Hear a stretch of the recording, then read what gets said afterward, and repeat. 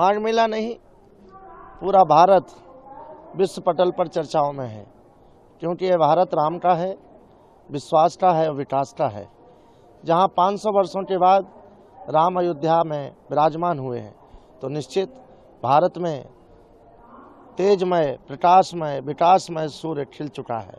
और निश्चित यह माघ मेला आध्यात्म की ज्योति का एक विश्व पटल पर इतिहास रच रहा है। आपने देखा था विगत महाकुंभ में 75 करोड़ लोगों ने श्रद्धा और विश्वास के साथ इसी त्रिवेणी संगम में गोता लगाया था।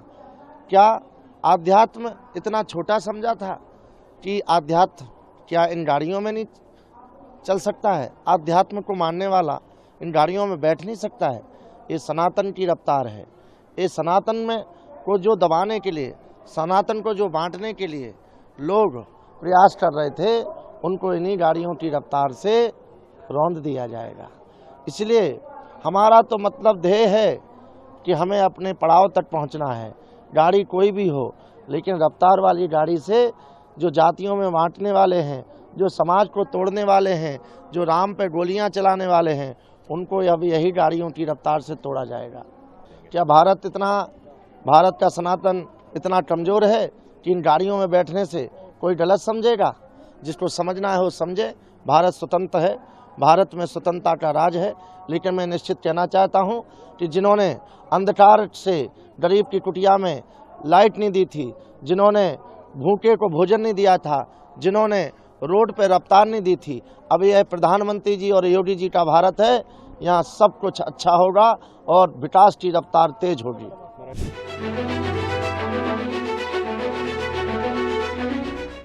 मुझे ये पता नहीं है गाड़ियों के नाम, मुझे ये पता है कि गाड़ियां हैं, वो कितने की हैं ये भी मुझे नहीं पता है।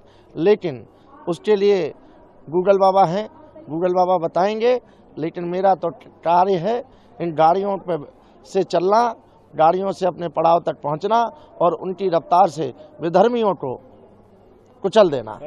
हमारे लिए जेसीबी भी महंगा है, ठेला भी महंगा है, बुलेट भी महंगा है, जीप भी महंगा है और डिफेंडर भी महंगा है और फरारी भी महंगी है। हमारे लिए उसका विषय नहीं है। हमारा विषय है अपने पड़ाव तक पहुंचना और पड़ाव से पहुंच के सनातन की ध्वज को आगे बढ़ाना।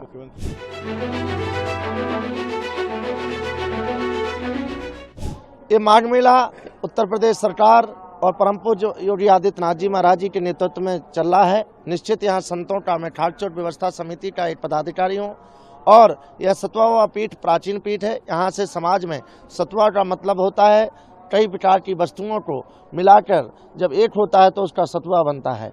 और यह सतवा पीठ मणिकर्णिका घाट पर विद्यमान है। और मणिकर्णिका घाट पर आप जानते हैं कि राम नाम सत्य की यात्रा का अंतिम पड़ाव है। तो जो सनातन से नहीं जुड़ेगा, जो सनातन को बांटेगा, सनातन को तोड़ेगा, उनको सतवा बाबा, जैसे सतवा बाबा की पीठ वहाँ मणिकर्णिका घाट पे है, तो अंतिम यात्रा में वहीं जाना पड़ेगा। मैं धन्यवाद देता हूँ भारतवासियों को जिन्होंने सनातन के ध्वज में अपना हाथ बढ़ाया है, योगी और मोदी पर विश्वास किया है। मैं प्रणाम करता हूँ ऐसी भूमि को कि हम भारत के वासी हैं, भारत में हमारा जन्म हुआ है। विपक्षियों के लिए भारत में जगह नहीं है, विधर्मियों के लिए भारत में जगह नहीं है। उनका स्थान पाकिस्तान है और पाकिस्तान पहुंच जाए समय से, क्योंकि भारत के विकास का राफेल उड़ने वाला है।